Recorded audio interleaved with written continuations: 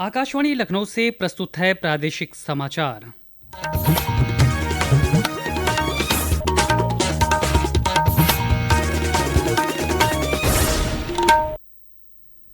मुख्य समाचार। मुख्यमंत्री योगी आदित्यनाथ ने बहराइच में हुई हिंसा को लेकर आज लखनऊ में की उच्च स्तरीय बैठक। दोषियों के खिलाफ सख्त कार्रवाई का दिया आदेश। आजम खान को नहीं मिली सर्वोच्च न्यायालय से राहत। जौहर यूनिवर्सिटी को दी गई जमीन की लीज रद्द करने के आदेश के खिलाफ दायर याचिका खारिज।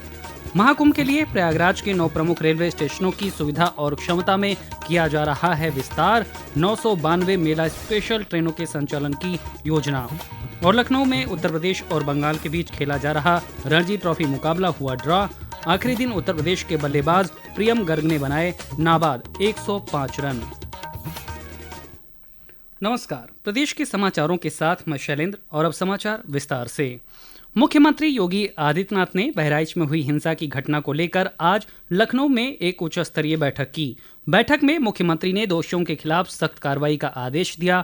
बहराइच के हरदी क्षेत्र में कल दुर्गा प्रतिमा विसर्जन के दौरान हुई झड़प में एक युवक की मौत के बाद स्थिति तनावपूर्ण लेकिन नियंत्रण में है।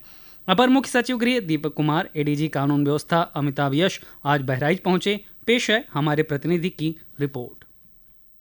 बहराइच में कल हुई घटना के बाद पुलिस ने 30 लोगों को हिरासत में ले लिया है। इसके साथ ही हरदी थाना के प्रभारी निरीक्षक सहित 2 पुलिस अधिकारियों को निलंबित कर दिया गया है। गोलीबारी में मारे गए युवक का आज दोपहर उनके गांव रेवा मंसूर में पुलिस की मौजूदगी में अंतिम संस्कार कराया गया। घटना स्थल से 15 से 20 किलोमीटर तक आसपास आगजनी व पथराव किया गया है। स्थिति को देखते हुए इंटरनेट सेवाएं बंद कर दी गई है। फिलहाल आला अधिकारी बहराइच में मौजूद रहकर स्थिति पर नजर बनाए हुए हैं। अखिलेश श्रीवास्तव, आकाशवाणी समाचार सेवा, बहराइच। सुप्रीम कोर्ट ने आजम खान की जौहर यूनिवर्सिटी को दी गई जमीन की लीज रद्द करने के आदेश के खिलाफ दायर याचिका खारिज कर दी है। शीर्ष अदालत ने आज हुई सुनवाई में प्रदेश सरकार से कहा कि वो सुनिश्चित करे कि जौहर यूनिवर्सिटी में पढ़ने वाले सभी छात्रों का दाखिला दूसरे शैक्षणिक संस्थानों में हो सके। मौलाना मोहम्मद अली जौहर ट्रस्ट ने सुप्रीम कोर्ट में याचिका दाखिल कर यूपी सरकार की ओर से यूनिवर्सिटी को दी गई जमीन की लीज को रद्द करने के फैसले को चुनौती दी थी। सर्वोच्च न्यायालय ने आज कोविड-19 वैक्सीन के कारण रक्त के थक्के जमने जैसे दुष्प्रभावों का आरोप लगाने वाली याचिका को खारिज कर दिया। मुख्य न्यायाधीश डीवाई चंद्रचूड़ और न्यायमूर्ति जेबी पारदीवाला और न्यायमूर्ति मनोज मिश्रा की पीठ ने कहा कि जनहित याचिका सिर्फ सनसनी फैलाने के लिए दायर की गई थी। बरेली के रुहेलखंड विश्वविद्यालय के 22वें दीक्षांत समारोह में 94 विद्यार्थियों को गोल्ड मेडल और 187 शोधार्थियों को पीएचडी की उपाधि राज्यपाल और कुलाधिपति आनंदीबेन पटेल की उपस्थिति में प्रदान की गई।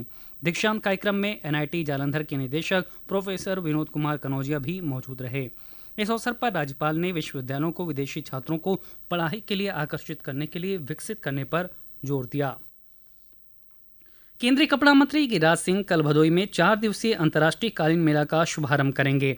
कालीन निर्यात संवर्धन परिषद द्वारा आयोजित देश भर से 260 कालीन निर्यातक अपने उत्पादों का प्रदर्शन करेंगे। इस कालीन मेले में 67 देशों के 500 खरीदार शामिल होंगे। देश विदेश से इस आयोजन में भाग लेने पहुंच रहे लोगों के लिए व्यापक पैमाने पर व्यवस्था की गई है। ये कालीन मेला 15 से 18 अक्टूबर तक चलेगा। ग्रेटर नोएडा में यातायात प्रबंधन को अधिक कुशल और सुरक्षित बनाने के लिए प्रदेश सरकार जल्द ही integrated and traffic management system की स्थापना करेगी। 227 करोड़ रुपए की इस परियोजना में ग्रेटर नोएडा के 357 लोकेशंस पर हाई क्वालिटी सीसीटीवी सर्विलांस कैमरों की स्थापना की जाएगी, जिससे ग्रेटर नोएडा क्षेत्र के चप्पे चप्पे की निगरानी हो सकेगी। इस परियोजना में एक व्यापक यातायात प्रबंधन प्रणाली, वीडियो निगरानी, आपातकालीन प्रतिक्रिया प्रणाली व सार्वजनिक सूचना प्रणाली विकसित होगी। वहीं प्रक्रिया के अंतर्गत इंटीग्रेटेड कमांड और कंट्रोल सेंटर आईसीसी की भी स्थापना होगी।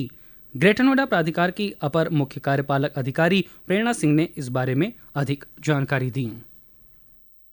इसमें एक ICCC integrated command and control centre जो कि greater Noida industrial development authority की ही बिल्डिंग में संचालित होगा। 2700 कैमरे हैं जो अलग अलग जगहों पर लगाए जाएंगे। ये 4 मेगापिक्सल्स के डे एंड नाइट फिक्स्ड कैमरे हैं और इसी के साथ PTZ कैमरास भी हैं जो 30x जूम के साथ हैं। इसमें अच्छी व्यवस्था रहेगी और बहुत अच्छे से हम चीज़ों को देख पाएंगे। इसी के अलावा जो इसका इम्प्लीमेंटेशन फेज है वो करीब 15 महीने का है और 5 साल का इसका O&M का फेज है। कुशीनगर में नगरपालिका परिषद पडरौना ने क्षेत्र के सभी मंदिरों के पुजारियों को मानदेय देने की घोषणा की है।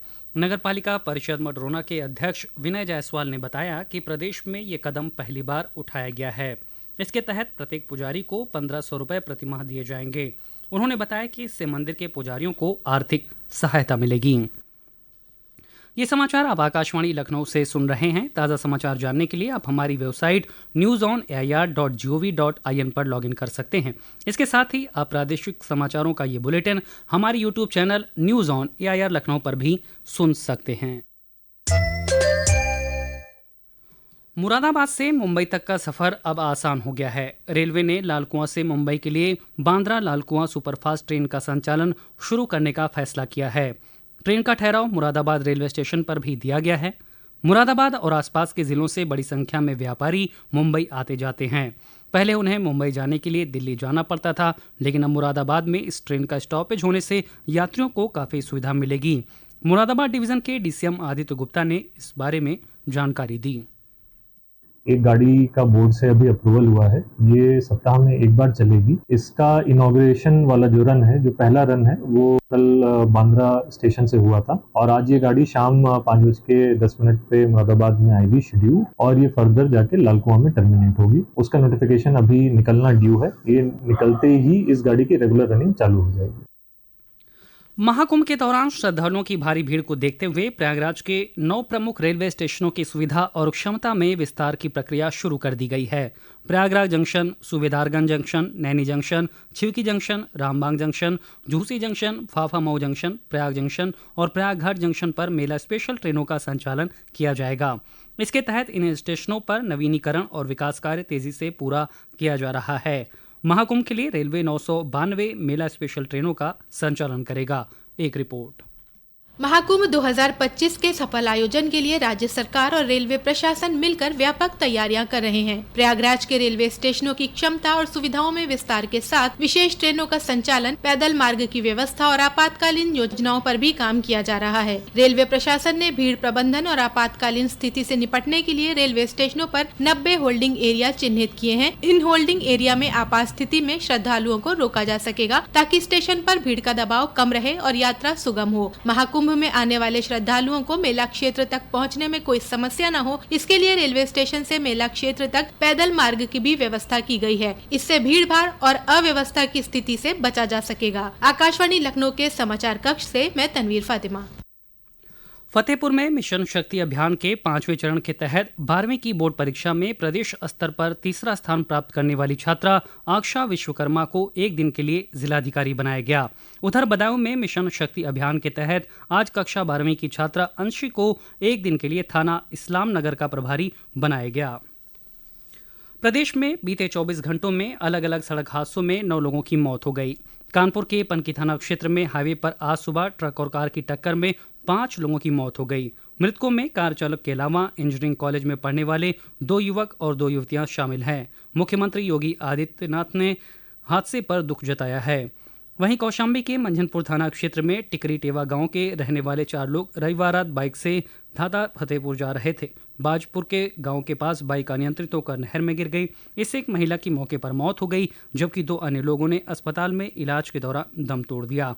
एक अन्य महिला का इलाज जिला अस्पताल में चल रहा है। लखनऊ के अटल बिहारी वाजपेयी इकाना स्टेडियम में उत्तर प्रदेश और बंगाल के बीच खेला जा रहा रणजी ट्रॉफी मुकाबला आज ड्रॉ हो गया। आज की पारी में यूपी के बल्लेबाज प्रियम गर्ग ने नाबाद 105 रन बनाए। इससे पहले बंगाल की टीम ने उत्तर प्रदेश के सामने जीत के लिए 274 रन का लक्ष्य रखा था। बंगाल ने चौथे दिन 3 विकेट पर 254 रन बनाकर अपनी दूसरी पारी घोषित कर दी थी। जवाब में अपनी दूसरी पारी में उत्तर प्रदेश की टीम ने 6 विकेट खोकर 162 रन बनाए थे। और अंत में मुख्य समाचार एक बार फिर। मुख्यमंत्री योगी आदित्यनाथ ने बहराइच में हुई हिंसा को लेकर आज लखनऊ में की उच्च स्तरीय बैठक। दोषियों के खिलाफ सख्त कार्रवाई का दिया आदेश। आजम खान को नहीं मिली सर्वोच्च न्यायालय से राहत। जौहर यूनिवर्सिटी को दी गई जमीन की लीज रद्द करने के आदेश के खिलाफ दायर याचिका खारिज। महाकुंभ के लिए प्रयागराज के 9 प्रमुख रेलवे स्टेशनों की सुविधा और क्षमता में किया जा रहा है विस्तार। 992 मेला स्पेशल ट्रेनों के संचालन की योजना। और लखनऊ में उत्तर प्रदेश और बंगाल के बीच खेला जा रहा रणजी ट्रॉफी मुकाबला हुआ ड्रॉ। आखिरी दिन उत्तर प्रदेश के बल्लेबाज प्रियम गर्ग ने बनाए नाबाद 105 रन। प्रादेशिक समाचार के इस बुलेटिन में फिलहाल इतना ही। नमस्कार।